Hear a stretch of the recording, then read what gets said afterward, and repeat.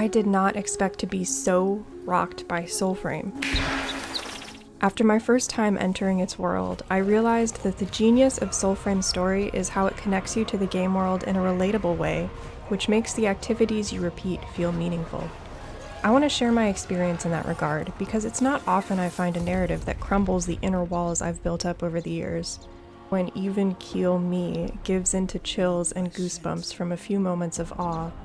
But rarer still, that all of it came from a video game, housing some relatable narrative magic that might rock you too if you're a thinker like me. What I experienced felt like a masterclass in storytelling, so I'm here now to tell you a tale about a fable.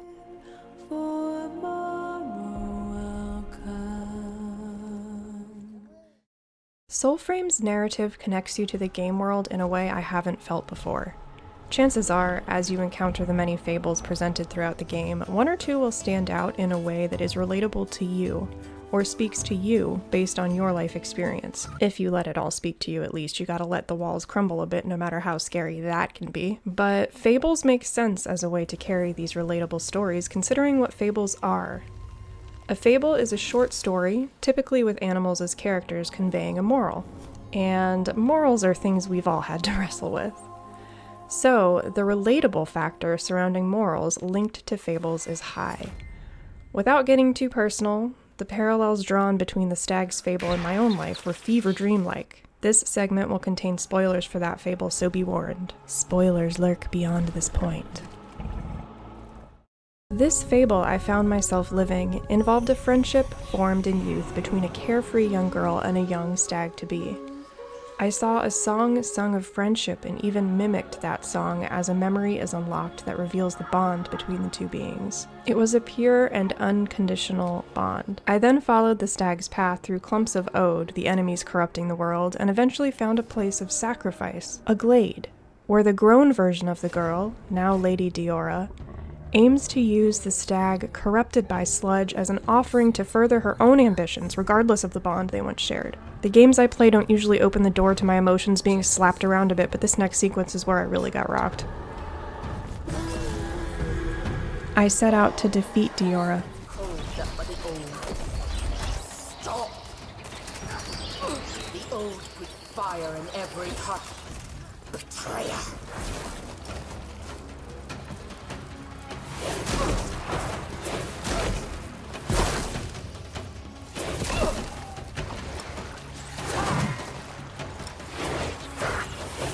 Stay!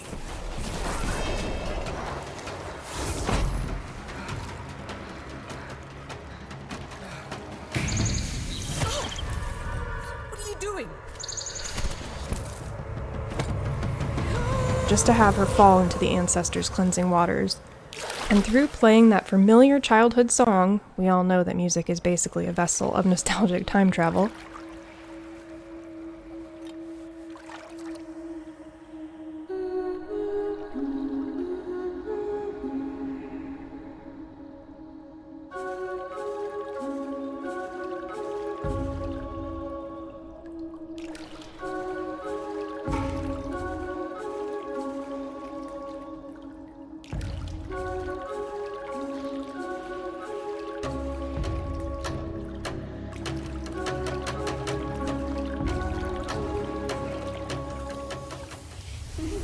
I pulled her younger self out again, helping her realize the monster she had become.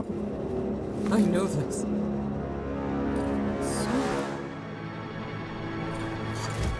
Evil grasp of I.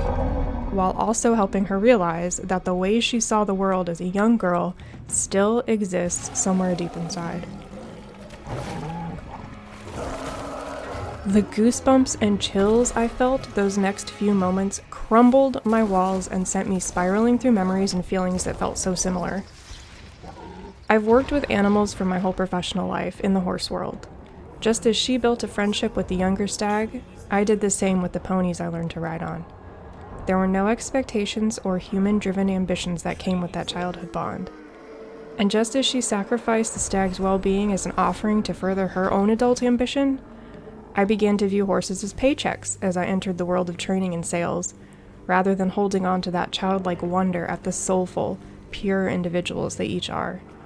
No harm ever came to them as a result of that mindset, by the way, but oftentimes the money would be considered rather than a horse's actual needs as a living being, a once wild being. Knowing you aren't fully doing an animal justice grates on you over time, like the tarry oil and gear grinding contraptions of the ode. If you've ever worked professionally with animals, I'm sure you can read between the lines there. But when my relationship with horses turned from that childlike purity to a financial slog, it made me see the world I was living in a less vibrant way, because it was less vibrant. It was darkened by my ego and pride. Thankfully, the ending of the stag's fable also parallels mine. At some point along my journey, I fell into those cleansing waters too, and I realized I was doing things daily while working at various training barns that didn't vibe with my moral compass. I literally moved away from that world, dictated by a few bad apples' methods. I was told their methods are the only way to do things, but I learned otherwise when I moved to my own farm, where I still train and sell, but on my own terms. One of those terms being that the animals don't have to sacrifice anything for me to reach my goals. It's been a 5-year path of getting back to that childlike innocence I once had regarding the animals that make up my world.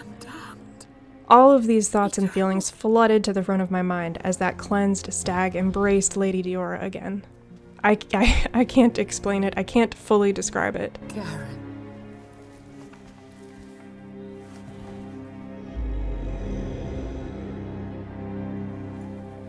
Thank you. As I ran out of the stag's glade, I felt my inner walls crumbling again as I processed it all. The parallels, the connection to animals, thinking about the morals behind using other beings to further our own goals, sometimes to the detriment of those beings. It all hit me.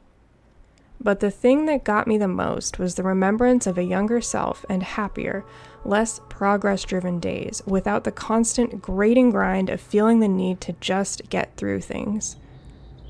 The game so masterfully presented Diora's fall from childhood to soul-sucking adult.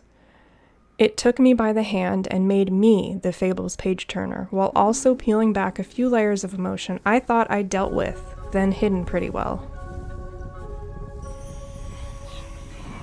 I emerged from the glade back into a world creeping with nasty ode and their oily contraptions.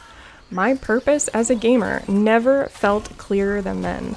My goal was to purify it all, and a fire was lit under me to do so after that transformative experience. I wanted to save more creatures like the stag, affected by powers beyond the magic of the natural world that they were born into. Those moments, thoughts, and feelings were all a result of a very relatable fable that drew on my life's own experiences. It's not a gaming moment I'm likely to forget, ever, because those cleansing waters trickled over into real life too. So maybe now you see why Soulframe rocked me so hard. It felt like that fable was made for me. I had to take a break after visiting the stag to collect myself even. It's not often that the media I consume vibes so deeply within what's in my own soul that it feels like home. It clicks. It validates what we've been through. It's cathartic, healing even. At least it has been for me. The rewilding of nature I do on my farm, the horse stuff, my garden, planting patches of wildflowers for bees, the move I made to come here to my farm in the first place. Whatever I felt as I played through that fable confirmed I'm on the right path. Those emotions don't lie. That's the brilliance of Soulframe storytelling and why I had to make this video. I rarely get personal like this, but it felt like a once-in-a-lifetime experience that is well worth the share. Moments like this are why I made the channel in the first place. So I don't know what fables I have yet to encounter, but I can say that all of this has proved to me that a game can be good for the soul. And leave it to one named Soulframe to do it too. That's all for me today, guys. May the workings of your own souls be framed in a similar way that mine was, as your sparrow guides you along Soulframe's path. I really hope you all are enjoying your games, and I will see you all in the next video.